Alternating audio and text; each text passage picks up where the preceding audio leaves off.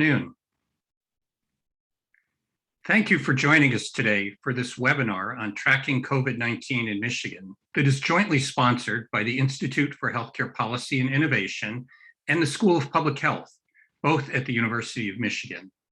I'm John Ianian, Director of the Institute for Healthcare Policy and Innovation and a physician in internal medicine here at Michigan Medicine.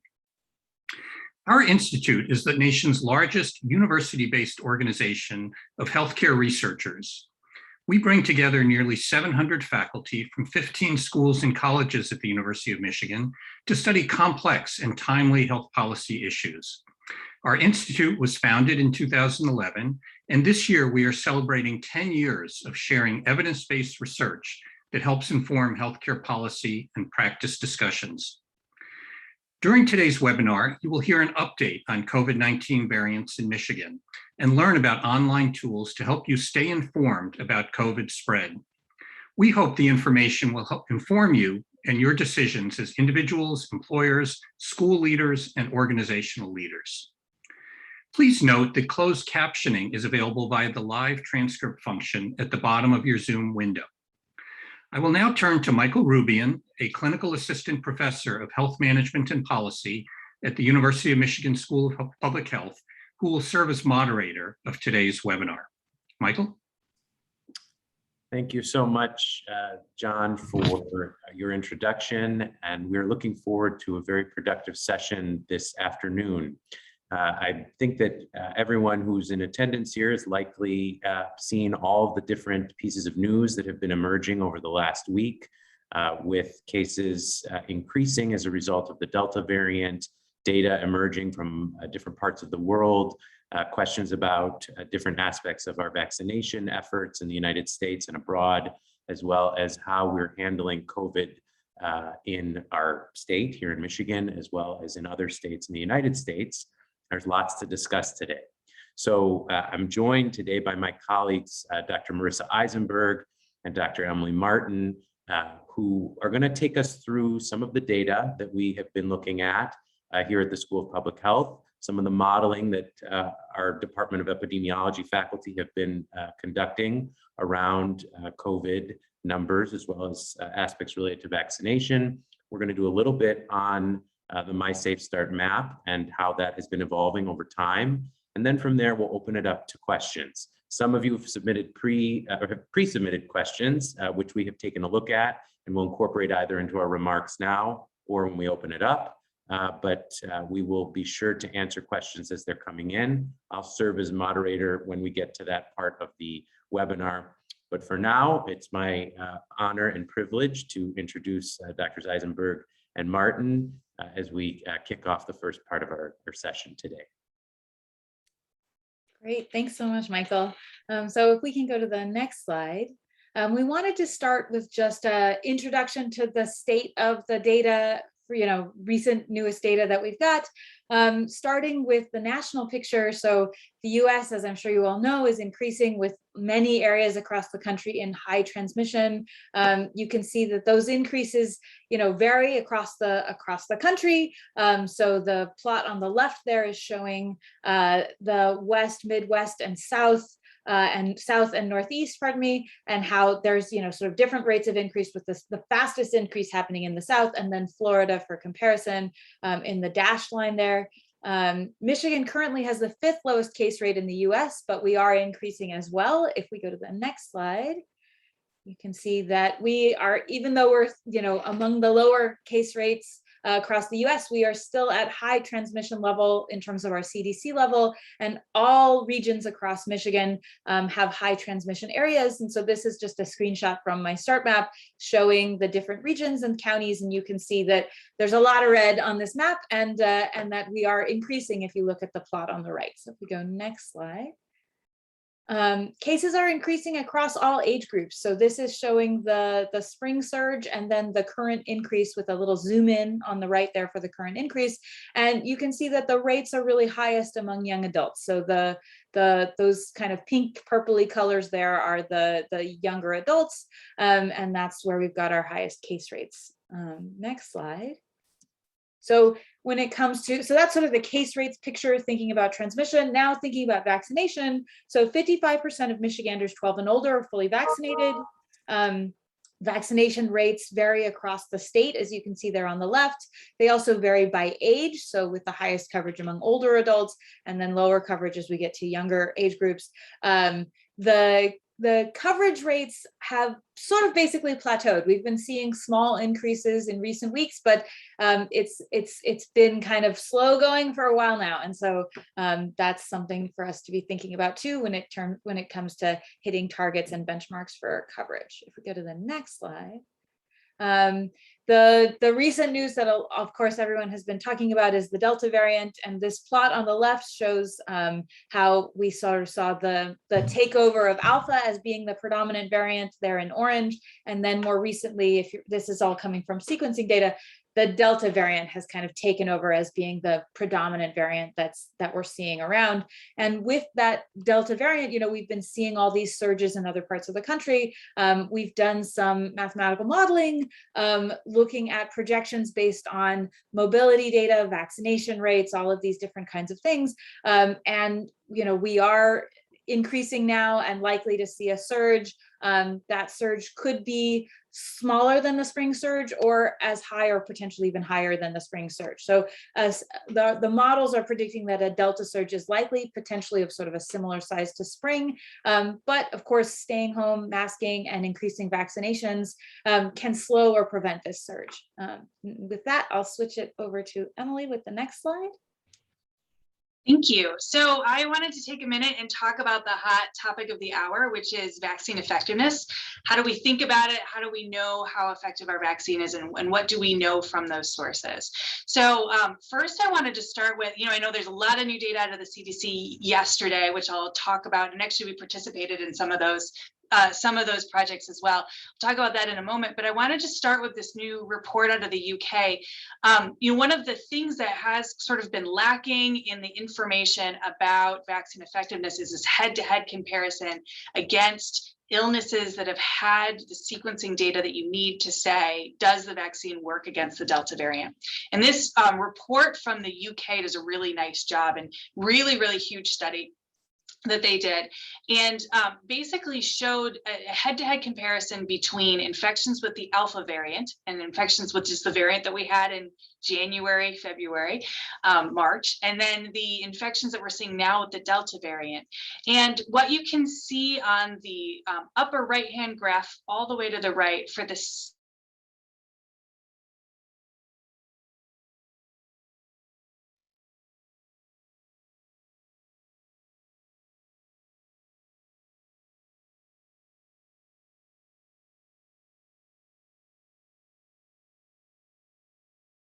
It appears as though Emily's audio has been lost. Marisa, do you want to take us through some of this while we wait for her to come back? Are you back?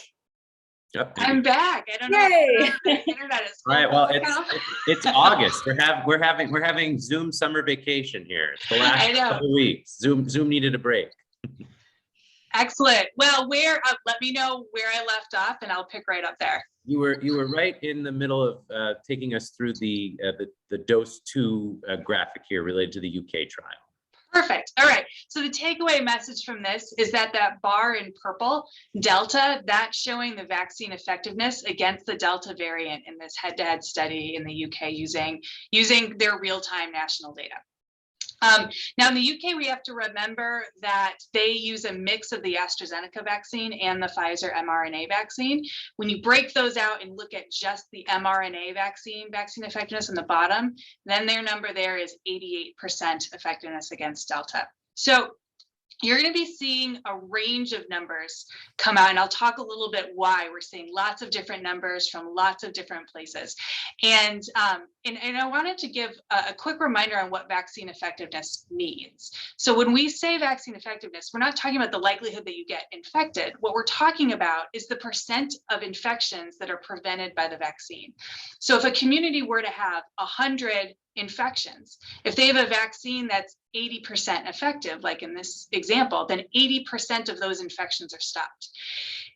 If you even have a vaccine that's, say, let's take a worst case scenario and say 30% effective, it means that you've stopped 30 out of 100 infections. And so the effectiveness number basically tells you the percent of infections that would have occurred that you've stopped by using the vaccine.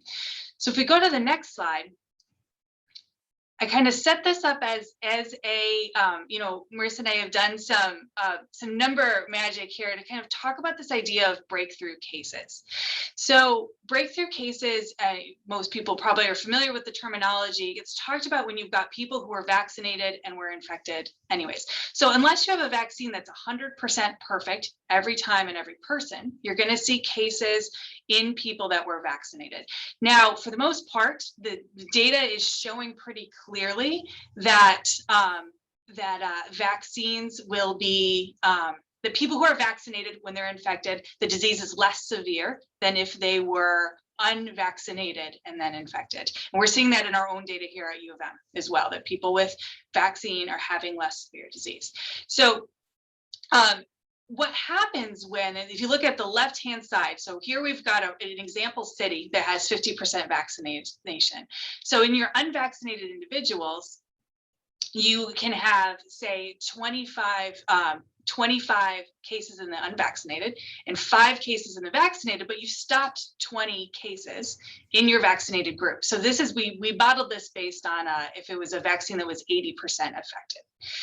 If you look at the right-hand city, if you've got a city that's got 10% of your people are unvaccinated, 90% of you are vaccinated, you have 5 cases in your unvaccinated. You may have 9 cases in your vaccinated people, which feels like a lot compared to that 5, but you've actually stopped 36 infections with your vaccination. So because there's so many more vaccinated people, you're going to have some breakthrough cases, but you're stopping, many times, 5 times more cases because of the vaccination having happened. Now, as communities have more and more infection come into the community, you have more and more potential for these less likely, but still breakthrough infections that will occur. And so that's why you hear a lot of talk about layered strategies. It's important to continue to keep community rates low and to continue putting vaccine in the community, because everybody's risk goes up when the community level goes up. So if we go to the next slide. So, one of the complexities I think you'll be hearing, and that you'll kind of hear this this dialogue happening in the news and from public health officials and from different federal agencies over the next few weeks and months, is monitoring how the vaccine is performing over time. And this is a really complex calculus, right? We've got really good systems in place. They were built on our systems for measuring the vaccine effectiveness of other vaccines. But what we're measuring is both this time that's lapsing between when everybody got vaccinated, right? And with other vaccines, think about your childhood vaccines, about when you get a first dose, a second dose, maybe 6 months or a year later, the child will get a third dose or a 4th dose. So we're used to having this cadence of having doses out extended over time to maintain immunity. And so we're trying to determine what the right time for that to happen is. And so we're measuring that over time. We also know that different age groups tend to respond differently to the vaccine. And because we vaccinated our older adults earlier, we may want to catch them up earlier, right? The other complication we have on top of this is we have these changes in the virus that keep going across the bottom. So we have the Alpha variant coming, we have the Delta variant coming. So we also need to measure how the vaccine is working against these different variants. So there's all ways of doing this, but this is why you can kind of expect to see this variety of different numbers in different ways. I have to say, the data that came out from CDC that we participated in yesterday, data from a lot of sources say, against the most important outcomes, death, hospitalization, across time and age and the variants, the vaccines are maintaining a very high protective effect against hospitalization. We're seeing some variation against milder infections that I think are being, there's a lot of attention being paid to that. And we're seeing some concern for immunocompromised people. So with that, I think go to the next slide, which will kind of launch us into what Marisa is going to show. So, the CDC has been putting out a huge number of recommendations and guidance documents in the last few weeks and months. And these documents are all kind of going to referencing these CDC transmission levels that I'm showing on the right-hand side of the screen: low, moderate, substantial, high. And, if you remember early on in the pandemic, I think every state had their own way of measuring when rates were high, when rates were low, when there was a problem. And the CDC has now come up with an algorithm for doing that. And their guidance documents use this and talk about this and refer to this is when you want to think about different strategies at different levels, are all in the CDC guidance documents. And so it really comes to this idea that CDC is recommending two things. One, that you layer different prevention levels and different prevention strategies on in different scenarios where there might be risk, but also that your local transmission level, that your community transmission level is important to pay attention to as you're thinking through how to protect your community. And so with that, I'm going to turn it over to Marisa, who's going to walk through our tool for being able to track CDC transmission levels in Michigan. Yeah, so let me share my screen here. All right. So this is the My Start Map site, which is it updates daily. It keeps track of Michigan COVID data across the state and down to the county level. And we just wanted to give a super quick introduction to this, and then we'll shift over to the Q&A part of things. So the My Start Map site, just a little sort of tutorial on how to use it. So we've got our map on the left, which is how we can navigate to different regions and different counties and kind of get a glance of what the risk levels are in different places.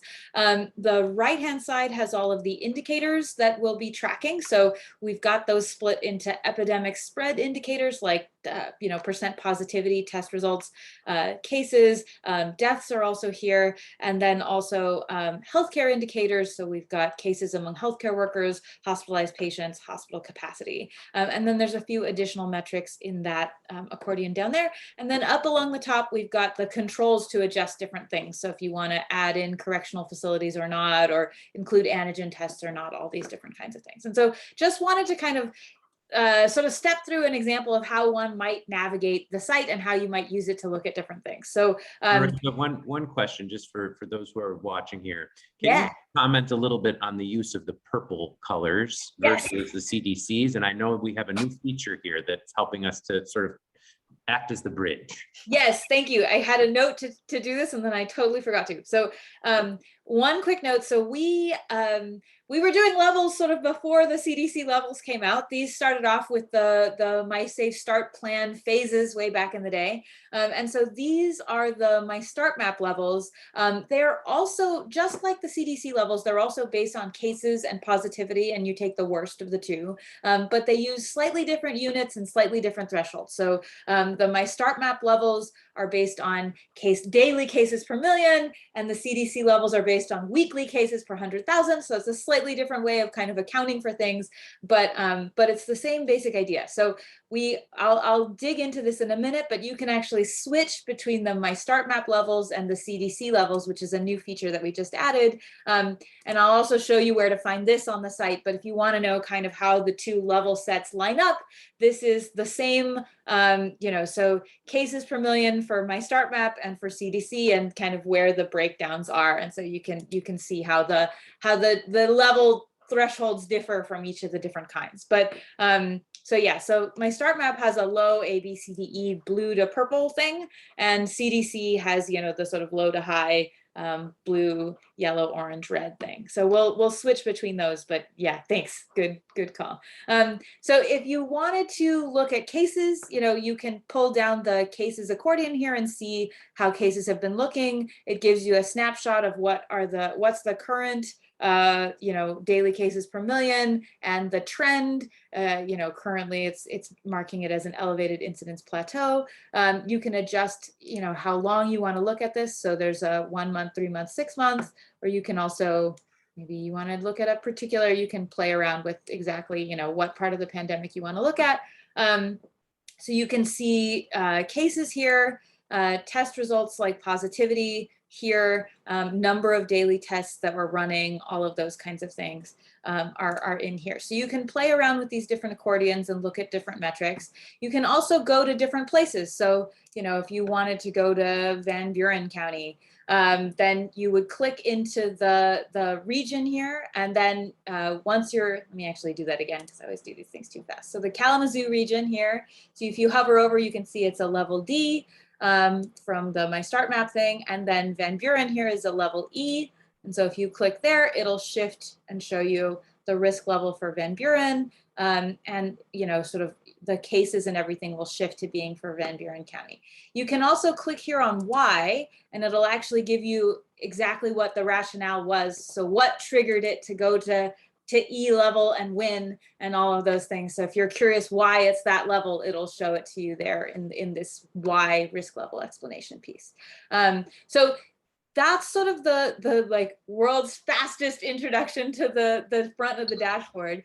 A new piece of this that we've recently just added is that you can switch from My Start Map risk levels to CDC levels. So when you do that, it warns you, hey, you're switching levels.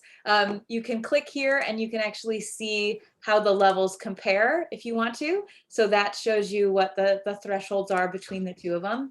And then if we say, okay, I know I'm switching levels, let's go, then it changes us over to the CDC levels. And now we can see that, you know, the state as a whole is at high transmission.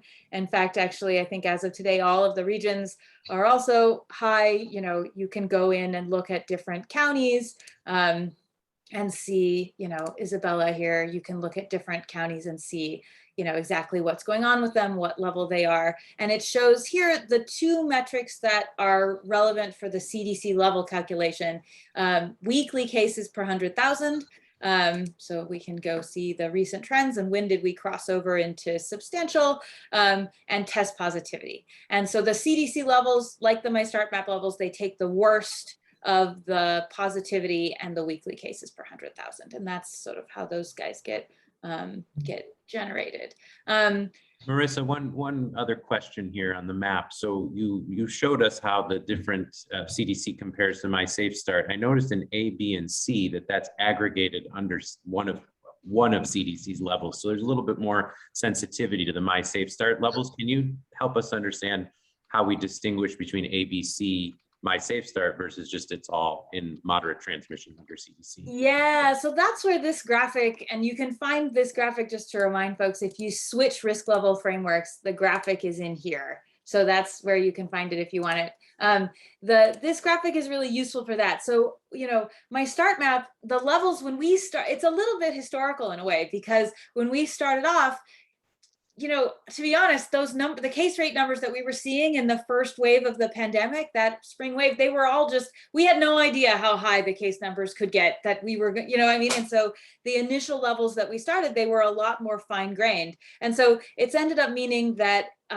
you know, My Safe Start the My Start Map levels are a little more kind of fine-grained than the CDC ones, which is often kind of useful because, I mean, like right now, for instance, it's even happening right now. If you look at the national statewide map, everything except for Maine, I think, is in high, right? But the version of high that all of those different states are feeling is sometimes quite different, right? And so it is nice sometimes to have a little more gradation. On the other hand, of course, if you're high, you're high. I mean, you know, and so there's a degree of that too, that it has its pros and cons. But so yeah, so My Start Map has kind of more fine grained. For some thresholds, it's right on. So the CD threshold between moderate and substantial is the same as for CDC, right? So that one, it lines up fine. And the D to E threshold is pretty close too. It's down in here where there's low and moderate, where A is a little bit sort of awkwardly placed between them. So that's one thing there.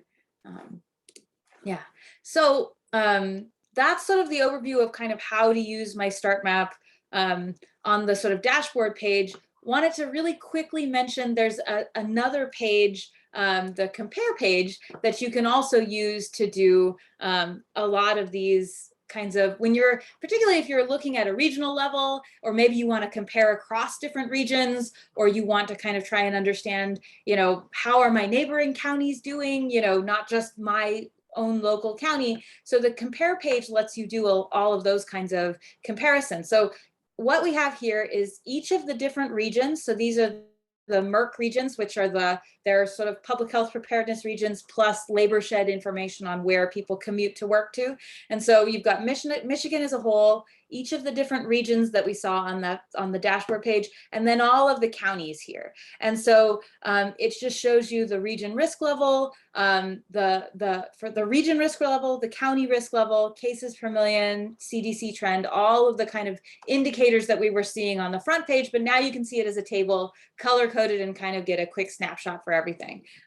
You can adjust the date, you can select different metrics, different kinds of things that you might want to look at. You can adjust it to include correctional facilities or not, or all of those kinds of things, or pick out specific regions. Maybe you're just particularly interested in looking at a couple of specific counties, and so you might pick out particular regions. And then you can also do things like sort. So I actually have forgotten how to undo this and go back. I'm just going to refresh. So you can sort. Oh, hang on. Oh, of course, it's all linked, so it's fine. Ah, crap. I'm sorry, everyone. Come back here. Okay, you can sort this guy to do with different, to go different ways. So maybe you want to see, what are the highest cases per million, what places have the highest cases per million across the whole state, or, who's doing the most testing right now, and look at different things like that. So you can sort these by testing by each of these different metrics. So maybe I'll pause there. I'll just put in a teeny thing. If you're also interested in disparities, I know we got to switch to Q&A, but if you're also interested in disparities, we track these metrics by race, ethnicity, age group, and gender. And so you can take a look and see, are certain groups seeing more cases than would make sense based on their percent of the population, and might there be some issues with disparities around COVID there. And so we flag different groups if they're seeing more than 33% more than you would expect based on their percent of the population of cases, hospitalizations, or deaths. And so you can look around and see those kinds of things too. And so maybe with that, I'll sort of pause. And yes, we have questions coming in very rapidly, and I want to just pivot to those that were pre-submitted, and we've got two, one pre-submitted and one that just came in about the MySafeStart maps. Why don't we start there, and then we'll move to some of the other questions. So the first question that came in comes from one of our attendees. Maybe the comparison is mislabeled, but they do not match. One tops out at 49 and the other at 69. So I think there's a question here about labeling and how the numeracy works. Oh yes, yeah. So right. So the I see. Okay, let me reshare. It's a units thing. That's a great question. Okay. So yeah. Okay. So this is a great question, and it's really important because I think this causes a lot of confusion sometimes when you're looking at different dashboards. So this one tops out at 69 and then switches at 70. This one tops out at 49 and then switches at 50. The reason is that my start map is using new cases per million per day, and CDC is using new cases per 100,000 per week. So we lined these up and drew the lines where if you convert from cases per 100,000 per week, you get to cases per million per day. This is where they match up, and the conversion is super easy. You're just timesing by 7 and then dividing by 10, so it's not like a wild process, but basically going from weeks to days and going from per million to per 100,000, those kinds of switches. So that's why the numbers are kind of weird. But yeah, so when you see on different dashboards, they use daily cases per 100,000 or daily cases per million or weekly cases per whatever, you always kind of have to do a little mental jumping to be like, okay, wait, what is that in the numbers that I know? So that's what that is. And one more, Marisa, that was pre-submitted. So MDHHS is not reporting daily. Is there a data source for seeing daily Michigan data? There is. This one is just the perfect question. Yeah, so my start map does update daily. We do still get a daily feed of new cases each day and all that. So if you want to see daily case information and testing, positivity, all that, we update the site every day. Yeah, and you'll see, I wanted to mention some parts of the site, you'll see some of the data is grayed out, and it's because it's still coming in, because we post it as it comes in. And so we post it and we put it in gray so that you know that things may change. That is a great point. Yeah, so if you go to, let's go back over here, as you can really see it here in the cases. So this portion of the data is still incomplete. We're plotting this by onset date, and we plot every case as it comes in, even if we don't yet know the date that the person had their symptom onset. We just plot it on the date that we hear about it, right? But this data is still not fully in. So lots of cases that happened, you know, what's today's date? Today's the 19th. What is today? I don't even know. Today's the 19th. So yeah. then I think it's hilarious that we're like, what day is it? But anyway, so like, you know, cases from yesterday, you can see here, there's hardly any cases being reported from yesterday, because most of the cases that happened yesterday are not yet, they haven't gotten tested. They haven't, you know, there's all those things. So a lot of the data is still incomplete. And so, so that's why these bars are shaded and not filled in. One question that just to clarify, what makes the 100 mark significant? So it's I think an epidemiology question more than anything. So CDC high transmission is, you know, 100 plus per 100,000 per week. Where do we set those levels from? You know, it was a lot of trial and error, like watching what was happening in other countries that had their first waves before we had our waves. What happened, you know, for a lot of states across the country is they originally set metrics based on what had been seen in other countries and seen around the US based on what happened in the spring. And then the summer just sort of blew that out of the water because we were reaching levels that people hadn't anticipated. And so, so some of that is, you know,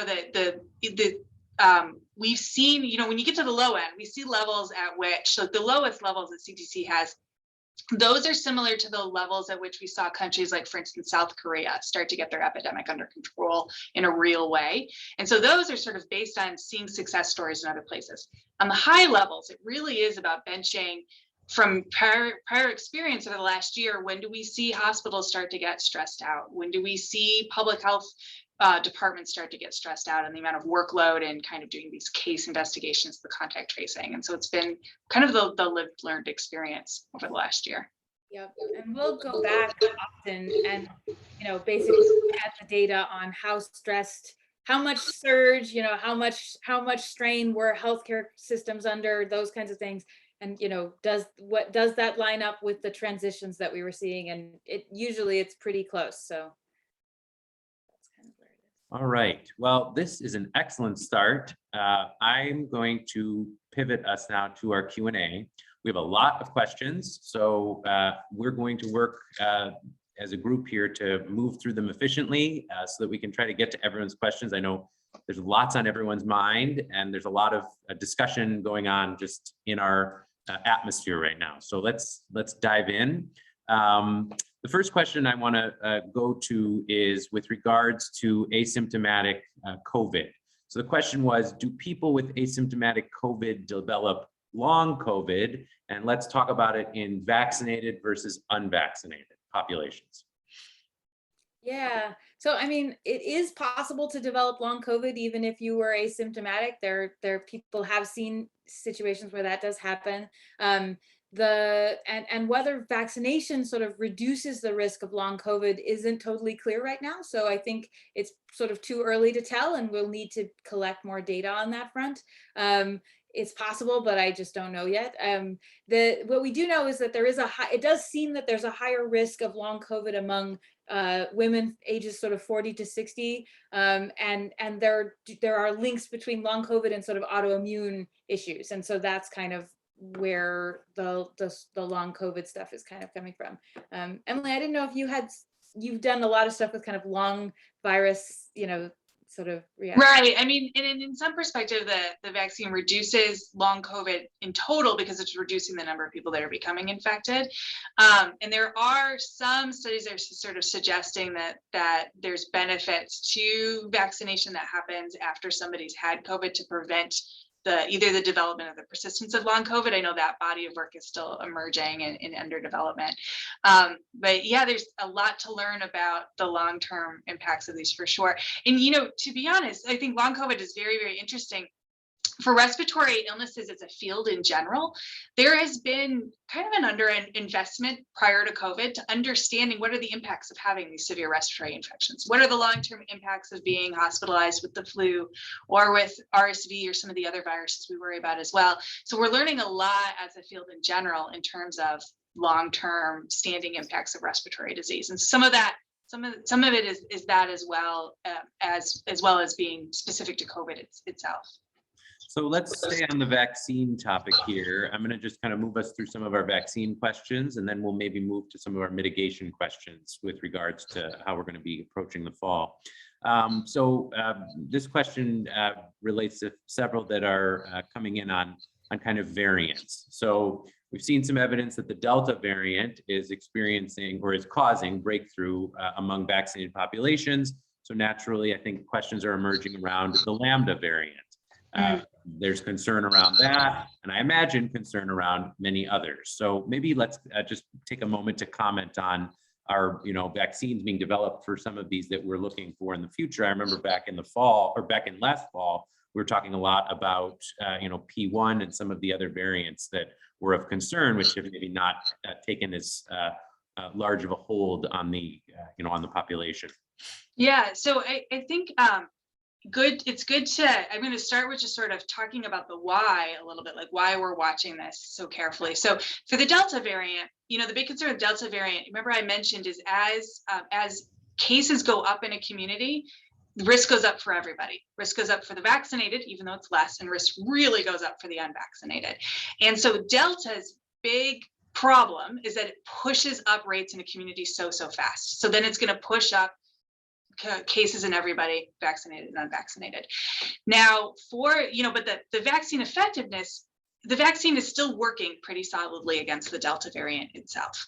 Now for at least at preventing hospitalizations and pretty severe disease in most people. For the Lambda variant, we're watching to see if that's going to hold true, or if the Lambda variant in the vaccine is going to be more of a mismatch. And we're used to thinking about this from flu before, right? Every year we have to figure out what strains are new. How do we make the vaccines match this? So we actually already have a way to think about how to kind of version the vaccine to be responsive to whatever is coming new in.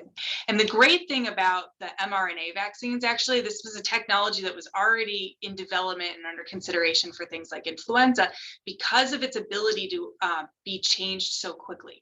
You can take, you've got like a house, and you can take just one little Lego block off of that house and make it match the new variant. And now you've got a vaccine that matches. You can do it without having to do this very long R&D process and growing in eggs and all of these sorts of things we do with the flu vaccine. And so it's a very fast vaccine to change. There's already scientific panels in place, both at the government level, at the industry level, to sort of watch to see what changes need to be made to the vaccine. And we already have a process in place. So the same federal panel that reviewed the vaccine EUA is also tasked. Those panels are also in place to review, for instance, the annual flu vaccine changes. So we'll see those panels also be reviewing the data to say, okay, do we need to change the content of the vaccine?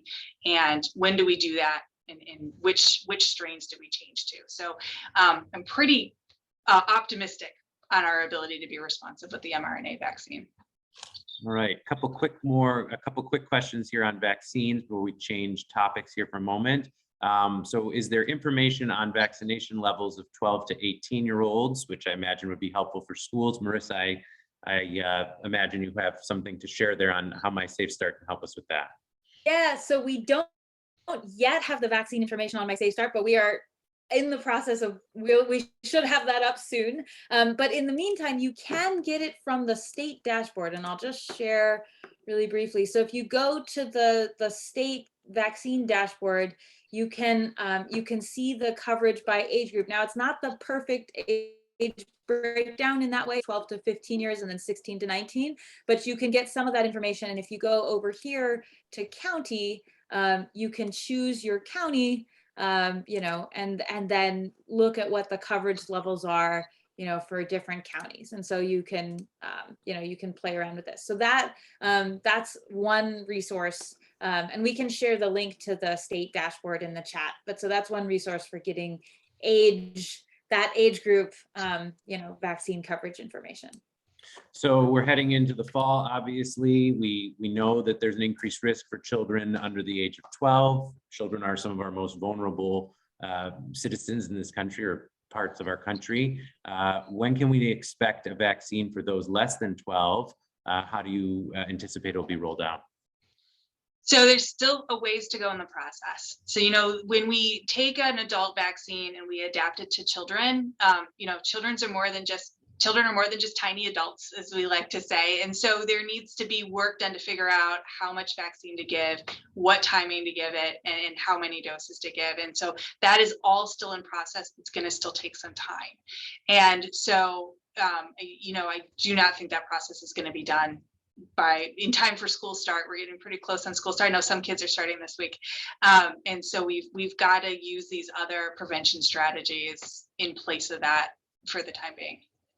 And are there plans to account for the booster in vaccination rates as more people are heading toward getting a third vaccine? Obviously, many of you might have seen the announcement yesterday that starting September 20th, the Biden administration anticipates we'll be seeing a third booster vaccine available. How would that go? Yeah, so that uses the same systems that all of our vaccines use. And so those booster doses will get accounted for in all the same tracking systems. You have to remember that these systems were built to monitor things like the MMR vaccine and the polio vaccine and vaccines where you get multiple doses all the time. And so we'll be using those same sort of strategies to be watching the uptake of the boosters. All right, now I'm asking both of you to put on your future-looking glasses. When can we expect the FDA to put their stamp of approval, not just for emergency use on the vaccines? I don't know that Dr. Fauci has even announced that one yet, but maybe you have a source on the inside somewhere. I have no good inside information. I've heard the same rumblings everybody else has had about mid-September, but I haven't been any better at getting information out of them than anybody else. All right, so let's keep moving here because I think we've got some other questions coming in specifically about events and school, et cetera. So let's just pivot here to questions about school. So can you make some comments on the impact of universal mask wearing or not in schools, the impact of breakthrough cases among the vaccinated? I think we're seeing a lot going on in the South that we've been learning in our Southeast region around what's happening there, especially if school has started a little earlier. And we're seeing different examples of what's taking place inside of schools. Yeah, so I mean, in terms of masking in schools, obviously, because K through 12 students are, you know, we saw from the vaccine coverage data, even when they're old enough to be eligible, the coverage levels are much lower in those younger age groups. And so, you know, they're more at risk for infection. And so it's even more important to layer prevention strategies in the school setting. And so there have been lots of studies, both modeling and otherwise, that show that masking is an important piece and very effective at reducing transmission. And, you know, there's a recent modeling study that showed that masking and testing in K through 12 schools can prevent 40 to 70% of new infections in the school setting, and that without masks or testing, up to 90% of susceptible students could potentially become infected because the Delta variant is so transmissible. And so, you know, even when masks aren't worn perfectly, masking, you know, greatly reduces the chances of transmission in the classroom. And so I think that's an important piece of the layering of prevention strategies. And there's a CDC brief on masking that we can also put the link to in the chat that has more information on that front. In terms of breakthrough cases, I mean, breakthrough cases among the vaccinated, you know, they tend to, of course, be milder. Emily was just talking about how the vaccines are really holding up well against those sort of more severe outcomes like hospitalization. But you know, as Emily was saying, breakthrough cases will increase as overall case rates increase. The more cases you have, the more transmission pressure you're putting on the community, the more breakthrough cases you'll see. And so this really, I think, just underscores the importance of getting everybody vaccinated so that we can reduce those breakthrough infections too. So, you know, it's interesting that you comment on that. Emily, you shared with me a little bit about this concept of the, you know, one piece plus one. So vaccination plus masking, you know, testing plus masking. Maybe just comment a little bit on that, specifically when I'm thinking about how school administrators use this information to make informed decisions about public health measures that they need to take into account as school resumes. Yeah, absolutely. I think, I don't think it was a coincidence that CDC's school recommendations look like a list. And it's really out there to add as many things as you can to add different levels of protection. And then if you've got, for instance, if you've got a low vaccination rate in a community, then you might want to add something else to accommodate for that. Like, it's a balance to add these different things across. If you don't have the resources in the community to do a lot of testing, then you want more distancing, more masking, perhaps. And it's not any one thing, but it's a balance of these packages that you put together to try to accommodate that. And so, I hear this come up. Schools is a common thing. I'm hearing this come up a lot around events. There's a lot of, especially in June when things were like nice and calm, a lot of people were like, okay, let's get that big event planned for October. And now people involved in these events are saying, okay, what do we do? What kind of mitigation do we need? And it's really thinking about your community transmission level, how much disease is out in the community, and then how can you balance these different measures on top of each other, right? Do you have masking, but maybe you can't have distancing for some reason, so have masking and maybe add testing, or maybe promote vaccination. So it's all of this interplay between the different factors. Sounds to me like that's kind of the factors that you think need to be considered before proceeding with an event or even canceling it. I mean, conferences are going to be, or have been scheduled in the fall, large events, sports events, all kinds of things have been kind of triggered to start. So it sounds like that's sort of where we're heading on how to manage that or consider those. Yeah, for sure. And I think, like, with events, you also have to think about how can you, there's other ways there's with classrooms, you're it kind of has to be in an indoor, you have your classroom, all that kind of thing. With events, you have more flexibility in terms of being able to move events to being outdoors, things like that, while we're still in this phase where the weather is nice enough that you can do that, right?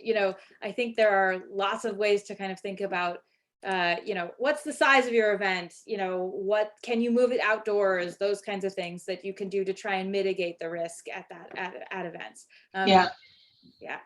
One strategy that actually we see a lot on the CDC that doesn't get discussed as much as the others is this idea of grouping or cohorting. So if you were to have transmission happen at an event or in a group together at a school, are you kind of structuring your spaces and your groups in a way whenever possible so that you're keeping groups small and contained, so that if you unfortunately have an event where a bunch of people have to go into quarantine, you can limit the size of that group that you'd have to do it for. So that brings up an interesting question, which I've been giving a lot of thought to, which is, and this came up in our Q&A here for those who just submitted.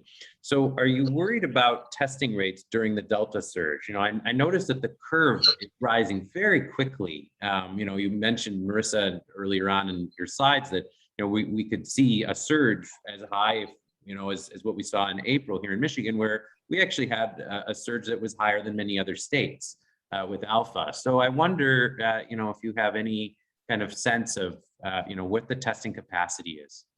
Yeah, I mean, I briefly, I think testing is going to be one of these things we're going to have this kind of awkward transition, right? Because testing has been going down for a while, and in all probability, it may continue to drop. There will be some upswings and things like that, but people are doing more at-home tests, all of those kinds of things. And so there's this shift in kind of modality from where everybody would go and get a PCR test, they'd go, do that, to now there's a lot more different options, and the landscape of testing is changing, which is going to mean that we'll see fewer of the infections that are out there will get sort of captured in our system. And so that's something that is more like most diseases that we, deal with, like flu. Like Emily is very familiar with this, I'm sure, so that's kind of, there will be this shift to other ways of measuring and having to adjust for those kinds of things. And and tracking lots of different metrics that will tell us about spread, from syndromic surveillance to wastewater, all kinds of different approaches. Sorry, We had a Emily, I know you're going to say something to it. quick follow-up on that one. I was going to just bring this to your attention. So if we're holding smaller events, this came in through the chat, people who may be high risk or if children at home who are high risk, how does one determine if you should move it to virtual as opposed to face-to-face? It sounds like we kind of talked about that a little bit, but maybe you can offer a couple of pieces of guideline that you think would be helpful. Yeah, this kind of calls back into where we were last fall as well, in that we really do have to continue to offer people options to participate in events and things, because everybody's going to have a different level of risk tolerance, and everybody's going to have a different situation at home too, so I'm lucky enough to have my kid at home is vaccinated, and so sometimes the types of decisions that I make, the risks that we take, might be different than a family with kids at home that aren't vaccinated. And so trying to provide as safe of an environment as possible on the event, both for people to be able to attend and for people, we have to remember people that are working the event maybe don't have as much of a choice as being there. Offering a safe environment there is a good idea, but then continuing to invest in these options to participate in events with with maybe not having to take that risk is always a good idea. You have to remember too, the more vaccinated people we get into these spaces, the safer the events become. And so the more we vaccinate our communities, the safer it becomes for everybody, even people at higher risk. So if we're thinking about risk, then just real quick, then just to follow up on that, with most of the United States, Michigan here substantial or high in terms of transmission, regardless of which version of the map you're looking at, MySafe Starts color or CDC's colors, why don't you think we're seeing more local businesses requiring masking regardless of vaccination status? Or perhaps maybe you can comment on what the benefits of that would be quickly here as we're heading toward almost being up with time. I would say at the end of the day, it has everything to do with community transmission. When rates are high, they're high. And so it's a signal that vaccination is not high enough to get it down, to get the rates down on its own, and you're going to need other things. If rates are going up, it means you don't have enough vaccination around. And what we're seeing is rates are going up. And so we need to add in other strategies to get them back down. And fortunately, our tools are very similar to what our tools were a year ago when you've got high community transmission. Some of the future thinking pieces of this that I've been hearing a lot about relate to treatments, relate to, interventions once someone has contracted COVID. One of the questions that came in from our chat here is, for children under 12 who had COVID, are they less or more protected from Delta than those who did not have COVID? And how does that compare to protection from vaccines, which we know are not available to those who are under 12? Yeah. So one of the things when we compare vaccine protection and protection from infection, and actually the data in children is less clear because we don't vaccinate children, so we can't make that head-to-head comparison. But what we are learning is that the way the vaccine prompts immunity gives you this wider breadth. And so it makes your immunity more robust to changes in the virus. If you get infected, you are very protected against that one for a period of time that we're still determining, but you're protected against that variant. You may not have the breadth to get a COVID strain that's slightly different. And so that's one of the reasons why I think we're all hotly waiting on getting vaccines and kids out. Yeah, and I mean, I do like, kids who've had COVID, they probably do have some protection, but like Emily said, we don't have data from kids with vaccines yet, but among adults, even if you've had COVID before, your chances of reinfection are greatly reduced if you get vaccinated. So even if you've had COVID already, yes, that confers some degree of protection, but one, the protection is greater, the vaccine provides, sort of broader protection, but two, it also ups your protection. So, even among those who have had COVID before, those who've had COVID and have been vaccinated have better protection than those who just had COVID. Yeah, there's this great study out of Kentucky just recently that shows us that basically people who get infected get further protection against reinfection when they get vaccinated. So quick note here, and then we have just a couple more questions we're going to take. We have just a few minutes. So between the two of you, and I kind of know what I've been doing, are you changing your behavior because of Delta? And that's something that came in the Q&A here. What do you what's your pulse on that? I mean, at least for me, so I have a young kid who's not vaccinated, and I think there was kind of a golden summer moment where we were at low and things weren't rising too fast. But I think I am shifting my behavior some. I'm staying home more. I'm not as comfortable going to things. I'm trying to, yeah.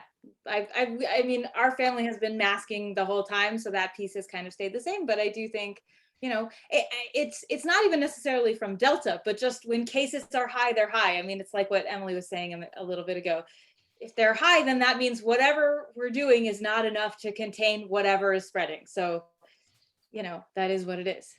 Yeah. Similarly, when cases started to go up, we upped our mask use a bunch. So. Well, I want to thank both of you for helping us to understand all this information and contextualize it for us. A lot to take in here today.